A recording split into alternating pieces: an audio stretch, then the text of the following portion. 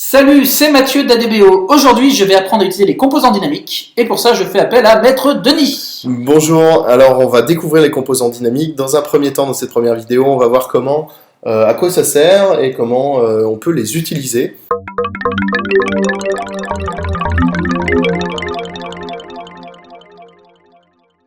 Alors, comment je trouve les composants dynamiques? Où est-ce qu'ils sont? Est-ce que je les ai dans SketchUp gratuit? Alors, c'est une question à peine orientée. À peine orienté.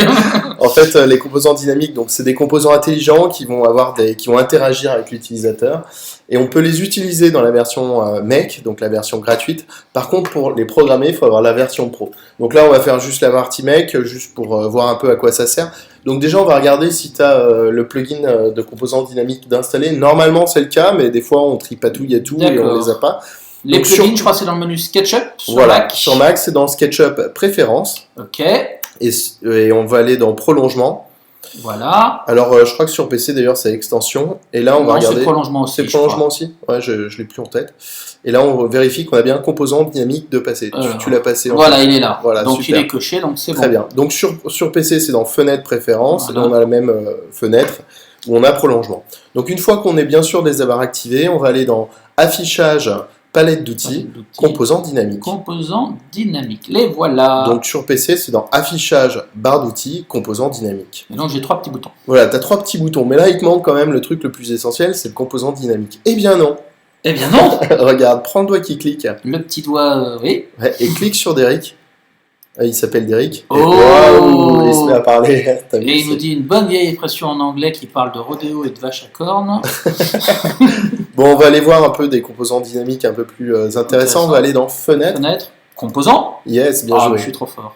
Enfin, fenêtre, composant, le voilà. Voilà, donc là, dans l'onglet sélectionner, là, que tu as déjà sélectionné, voilà. tu as la petite maison, et à côté de la petite maison, tu as la petite flèche.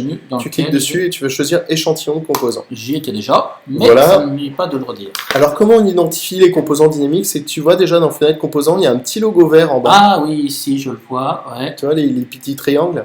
Et ils ont tous des petits triangles. Ah non, là, il n'y en a pas sur le râtelier. Eh ben lui, c'est pas un composant dynamique. Ouh. Allez, prends la voiture berline. La voiture berline, je viens la poser à côté de Derek, il va être content. Voilà, ça lui fait sa voiture. Il a sa petite voiture. Et là, tu vas prendre le doigt qui clique. Le petit doigt qui clique, hein, à allez, défaut d'autre chose. Clique sur la porte. Oh, à défaut d'autre chose. Pensez à un truc. Fermé. Ouvert. Non, c'est trop cool, la porte s'ouvre. Je suis très content. Clique sur la carrosserie. La carrosserie qui ne va pas s'ouvrir. Ah, je peux choisir la couleur.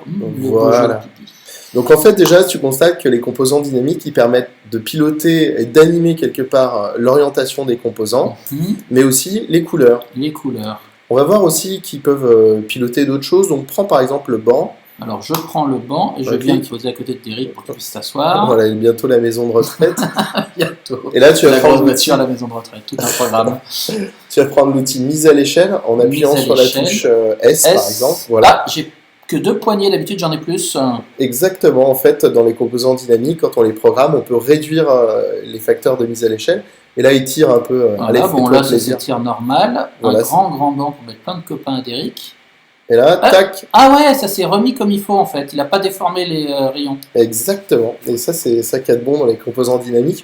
Et une fois qu'il a fait de la voiture, qu'il a pêché sur son banc, bah Derek il va se coucher, donc tu vas prendre le lit. Le lit qui est ici, on va le mettre derrière, hop là. Excellent. Et là, au lieu de prendre le doigt qui clique ou l'outil mise à l'échelle, tu vas prendre l'outil option du composant. Les options, ça là. C'est celui-là, voilà, c'est la deuxième icône. Et là, je vois que j'ai un petit menu déroulant en anglais. Voilà, alors c'est le menu déroulant qui correspond au lit parce que tu as sélectionné ton lit, tu vois. Ouais, bah oui, on le voit ici.